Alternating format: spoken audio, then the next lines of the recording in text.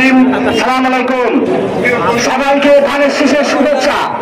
সংগ্রামী সাথীরা আমার, আজকের এই দিনটি আমাদের জন্য, বাঙালি জাতির জন্য একটা বিশেষ দিন।